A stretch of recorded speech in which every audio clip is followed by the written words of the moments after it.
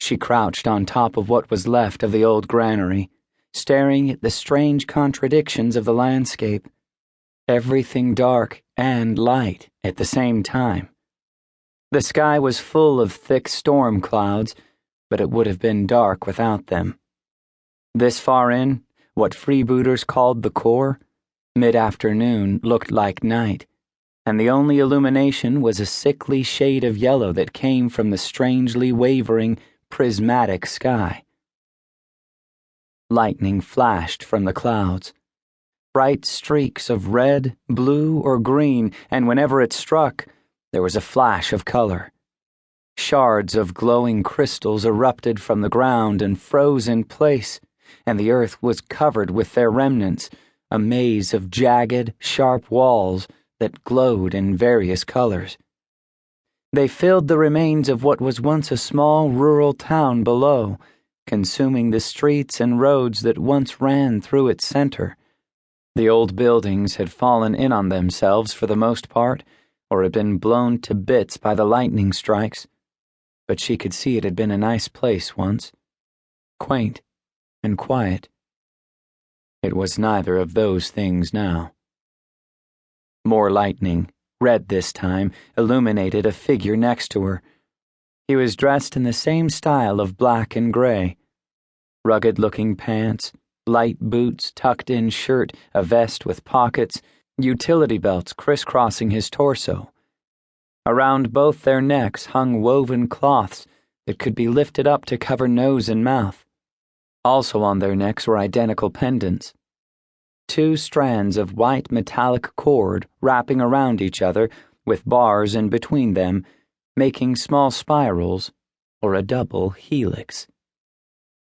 On their left hands, each finger wore a ring made of glowing crystal, exactly like the ones that filled the ground, and strapped to their backs were strange weapons.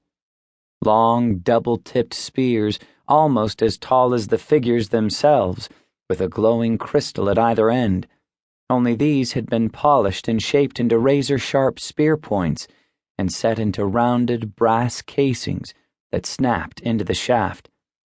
Clearly it was a double-pronged striking weapon, but looking closer revealed other aspects. The base was rounded into mirrored hand grips on each side, with separate gun triggers, as if the weapon could fire the crystal points from either orientation.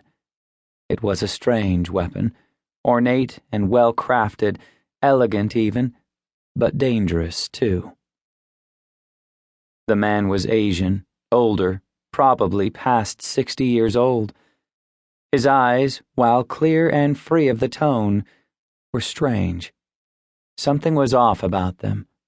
They were unfocused and clouded white and never seemed to look anywhere in particular, but there were volumes of wisdom and experience in their depths. Next to him, the girl was much younger, 16 or so. Black, somewhat small, but clearly agile and quick, her unkempt hair tied behind her head without any thought to appearance. Her eyes were clear of the tone as well, but, unlike the old man, she wasn't blind, and she wore one thing he didn't, a pair of pure black goggles on her forehead that could be dropped over her eyes, though it seemed unlikely she could see with them on. Wearing them, she would be just as sightless as the old man. He stared blindly toward the north. The storm clouds and the darkness obscured the horizon, but for him, it made no difference. He could see neither. "What are we doing here?" she asked. "I thought the point was to attack Polestar." "Why are you always so eager for violence?" The old man's dead gaze didn't waver. His voice was quiet.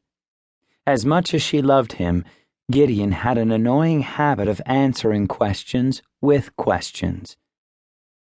"I'm not interested in violence," the girl said tightly. "Just action."